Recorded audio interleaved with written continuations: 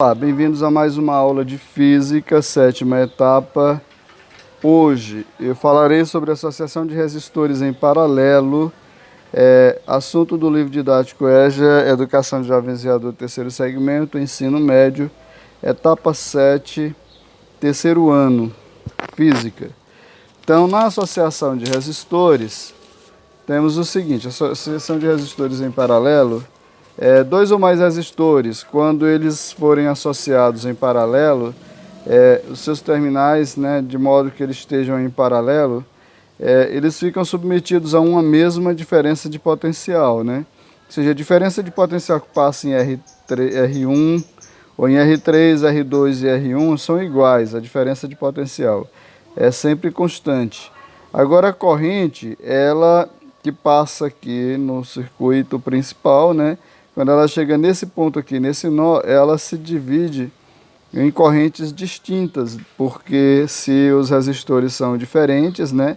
Resistores diferentes, então dão correntes diferentes. A soma dessas três correntes, I3, I2 e 1, né? Que vai dar a corrente total, que é essa corrente que entra aqui nesse circuito.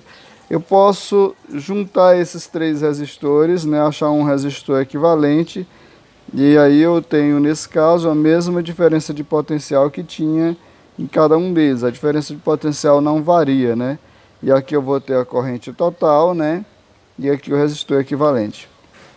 Então, para mim achar a corrente total de um circuito, né? De um circuito em paralelo, eu vou somar as correntes, né? A corrente 1 mais corrente 2 mais corrente 3 mais corrente N, né? Dependendo da quantidade de resistores associados aí.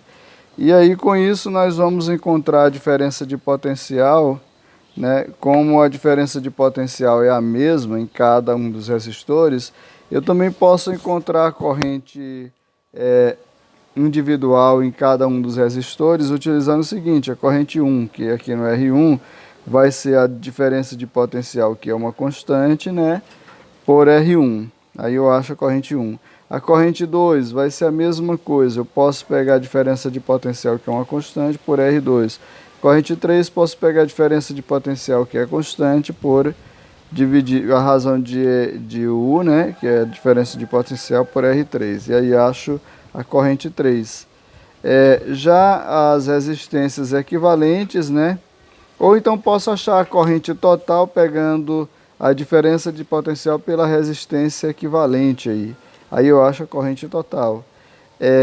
Já a resistência equivalente vai ser dada pelo 1 sobre a resistência equivalente 1, vai ser igual a 1 sobre a resistência equivalente 2 mais equivalente 3 e assim sucessivamente. Então, a resistência equivalente é dada por essa condição aqui, né? Para mim achar. Então, a associação em paralelo às resistências dos resistores equivalentes é menor do que o menor resistor presente na associação. Sempre vai ser menor, né? Então, fico por aqui, até a próxima aula.